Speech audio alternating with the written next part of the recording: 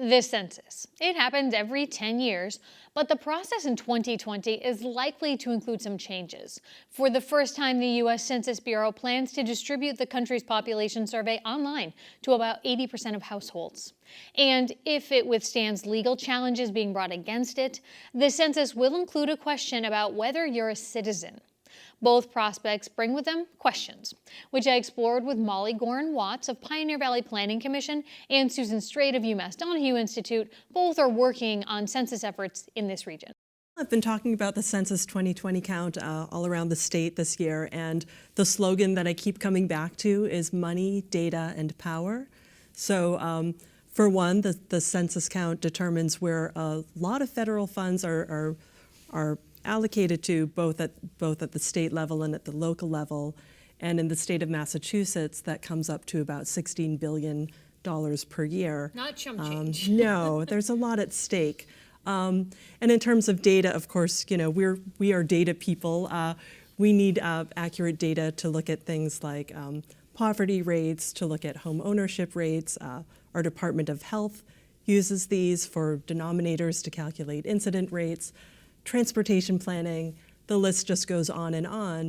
And because we only get the chance to count people fully once every 10 years, what we're doing with a decennial count is really setting the base for the next 10 years to come, and both in terms of the money distribution and also the data products that the Census Bureau will produce. And also the fact that in 2021, I think it is, we'll redistrict, and census really has an impact on how those lines may or may not be drawn and who's representing you, how many seats are representing you. That's the power piece. Yeah, that's the power piece. Very important. For sure.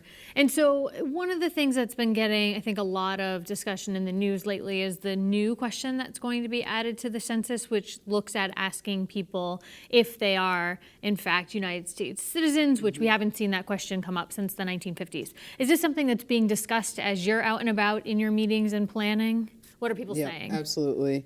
PVPC just hosted last month the first meeting of a complete count committee, a group of organizations and municipal officials and community organizers focused on trying to reach out to the community and make sure we get as complete a count as possible of the people who are here. And this was one of the major topics that came up because obviously people have concerns about the sensitivity of that. And the truth is, the main purpose of the decennial census is, as Susan just said, to understand exactly how many people are here, and whether or not they are citizens does not impact the amount of services and dollars that we need to fund our communities.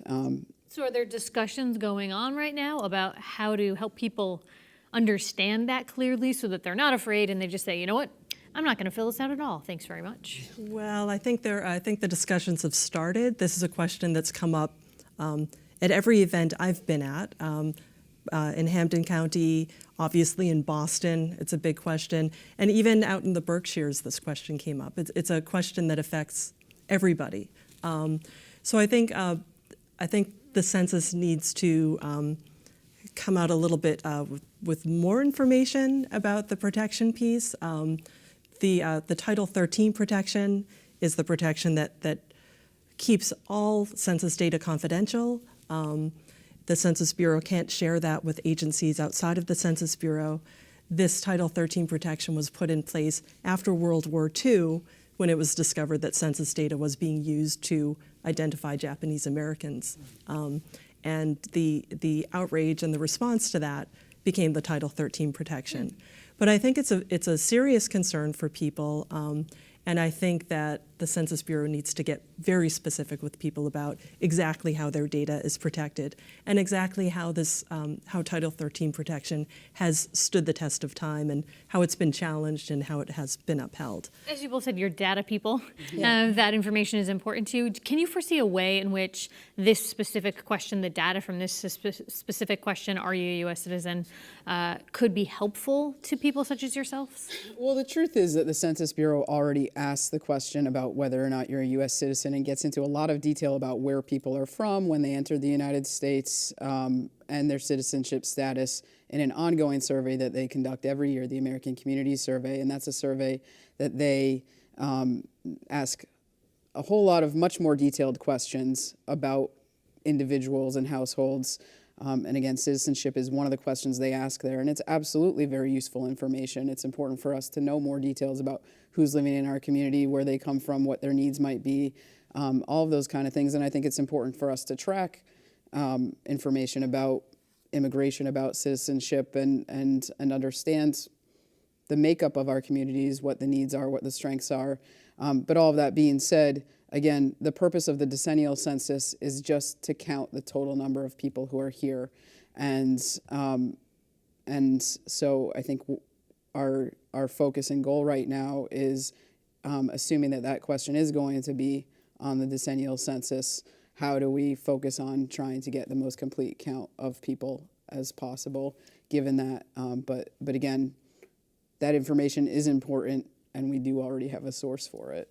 One of the other changes that's being talked about is the fact that this will be the first time that the census will be largely digitized. People will have the opportunity to fill out their census online. Looks like the Census Bureau has decided about 80% of the respondents will be gathered or at least put out that way. They expect about a 45% response rate.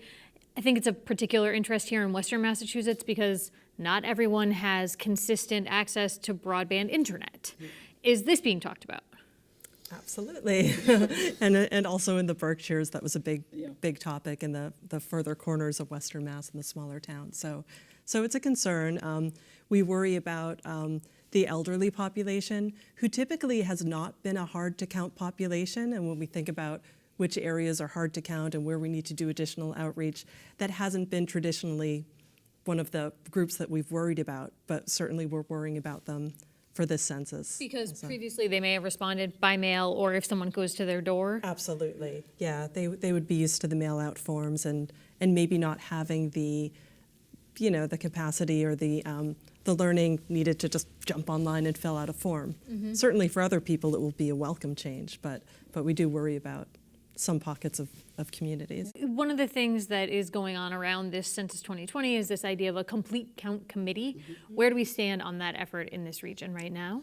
So I can answer that. So I work for the Pioneer Valley Planning Commission. We're the regional planning agency for Hampden and Hampshire counties, all of the 43 cities and towns in Hampden and Hampshire counties.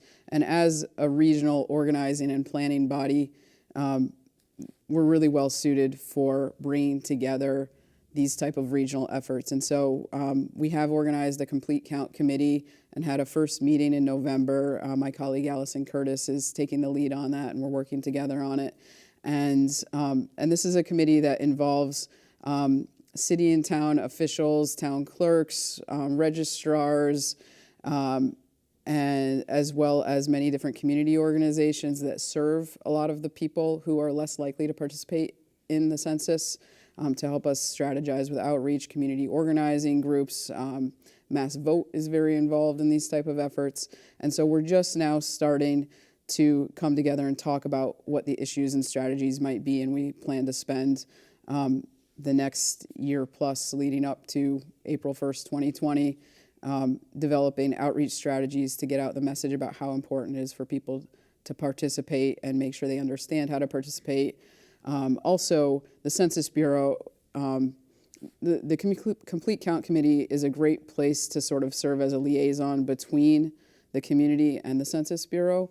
So as they're doing recruiting for the positions that they have partnership specialists with the community, or where they might have field offices for people to actually get help filling out or, the census or answering questions, that the Complete Count Committee is a place they can come to ask for our local knowledge, and maybe who would be some good suggested potential candidates for those positions, that kind of thing. So it's really going both ways, trying to get information from the Census Bureau to the community, and from the community to the Census Bureau to make it as locally specific and strong as possible.